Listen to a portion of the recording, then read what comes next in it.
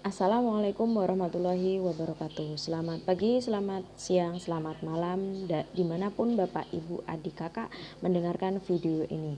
Semoga senantiasa kita dalam keadaan sehat dan berbahagia selalu. Pada kesempatan ini saya akan menjelaskan tentang topik 1 dalam platform Merdeka Mengajar, yaitu Merdeka Belajar. Sebelum kita mengetahui apa itu merdeka belajar, maka kita terlebih dahulu mengetahui tentang mengenali diri kita dan peran kita sebagai pendidik.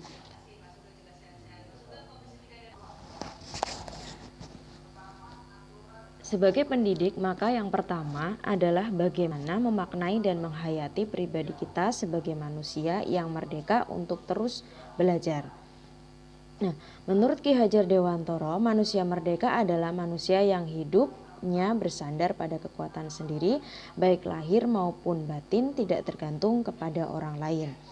Pada modul 1 ini, yaitu modul mengenali dan memahami diri sebagai pendidik, akan dijelaskan tentang dua hal, yakni merefleksikan diri dan peran sebagai pendidik, serta memproyeksikan diri menjadi guru seperti apa di masa depan.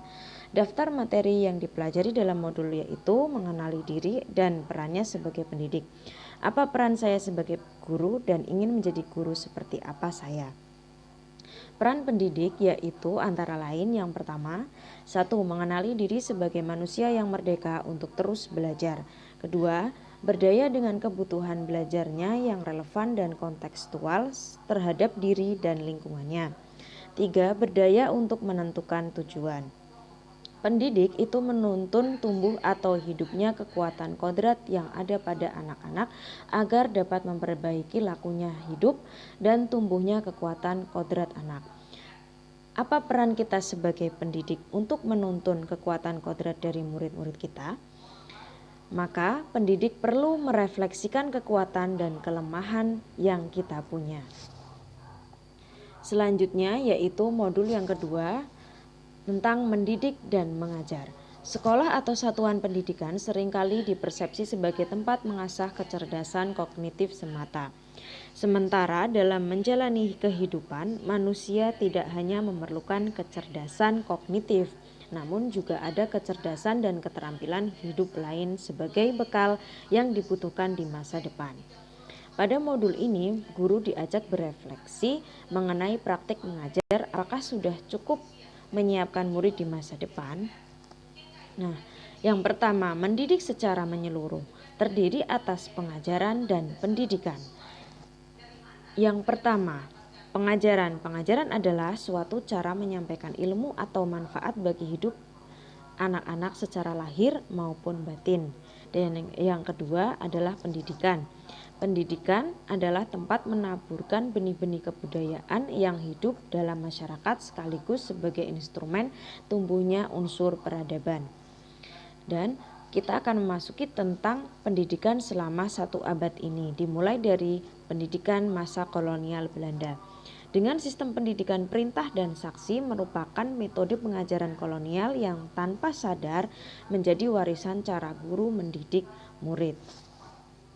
Menurut Ki Hajar Dewantara, sistem pendidikan yang humanis dan transformatif yang dapat memelihara kedamaian dunia adalah sistem pendidikan yang relevan dengan zaman sekarang, yang kemudian dijelaskan dalam yang disebut dengan sistem Among. Sistem Among ini dibagi menjadi 3. Yang pertama yaitu ing ngarsa sung tulodo, yang artinya seorang guru haruslah memberikan contoh yang baik. Yang kedua, ing madya mangun karso, seorang guru haruslah memberikan semangat kepada muridnya.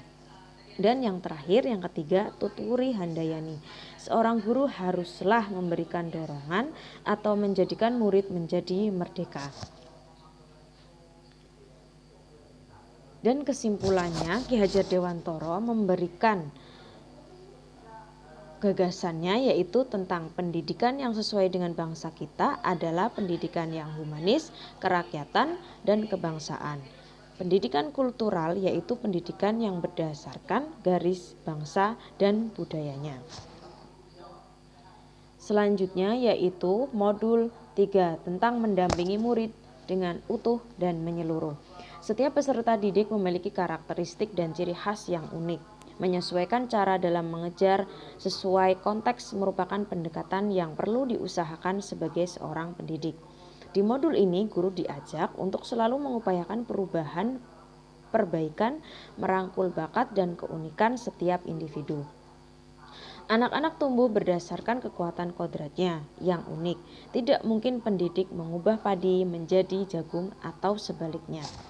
Pendidik tidak dapat menentukan dan berkehendak akan hidup tumbuhnya murid.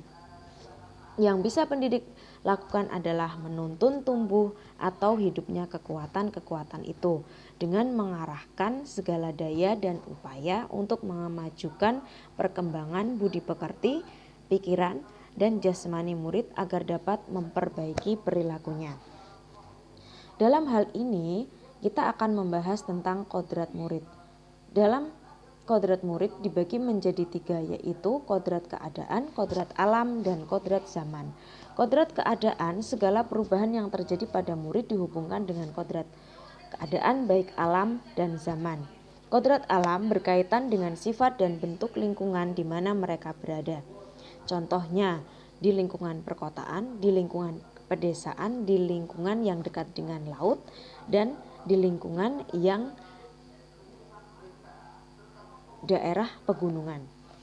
Nah, kemudian yang terakhir adalah kodrat zaman, merupakan bagian dari dasar pendidikan murid yang berkaitan dengan isi dan irama. Isi dan irama ini berupa konten atau muatan pengetahuan yang diadopsi selaras dengan nilai kemanusiaan dan konteks sosial budaya yang ada di Indonesia. Prinsip-prinsip dalam melakukan perubahan menggunakan asas trikon, yaitu kontinu, konvergen, dan konsentris.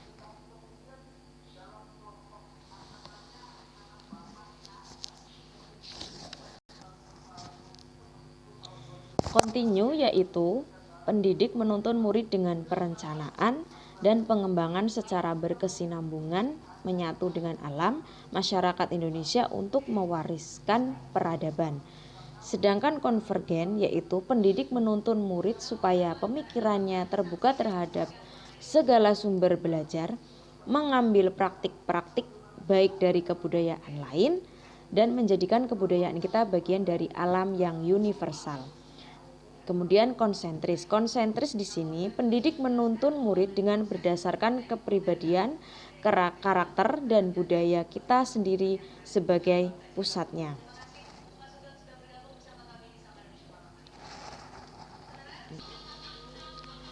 Kemudian kita akan melanjutkan di modul 4 yaitu mendidik dan melatih kecerdasan budi pekerti.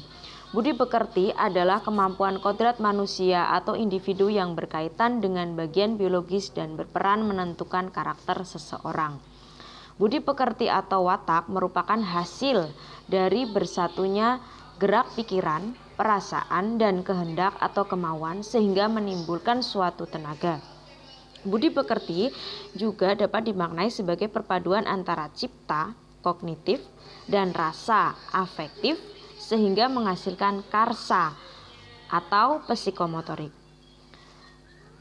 Nah, di sini tentang wawasan watak jujur. Yang pertama, wawasan tentang kejujuran itu masuk dalam ranah kognitif. Yang kedua, perasaan gelisah atau tidak nyaman melihat ketidakjujuran itu termasuk dalam ranah afektif. Kemudian, berperilaku jujur itu termasuk dalam ranah psikomotorik. Budi pekerti dibagi menjadi 2 bagian, yaitu bagian intelligible yang kecakapan dan keterampilan pikiran, kemampuan menyerap pengetahuan yang dapat berubah. Dan bagian biologis yaitu segala perasaan dan jiwa manusia yang tidak dapat berubah.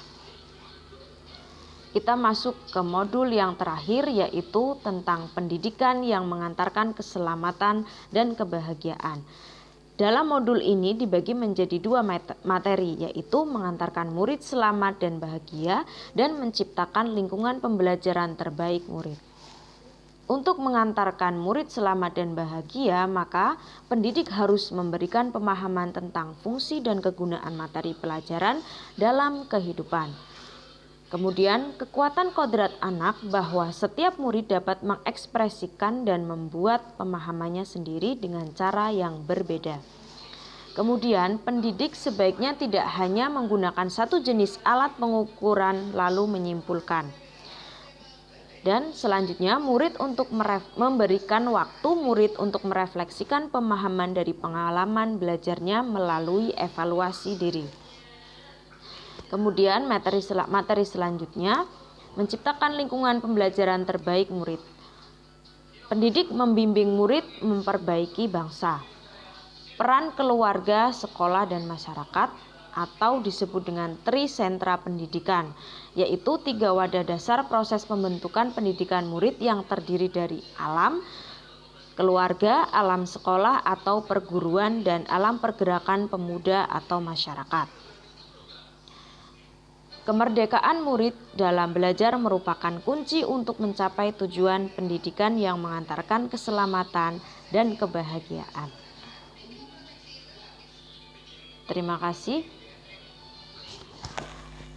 telah mendengarkan pemaparan dari saya. Kurang lebihnya mohon maaf. Wassalamualaikum warahmatullahi wabarakatuh.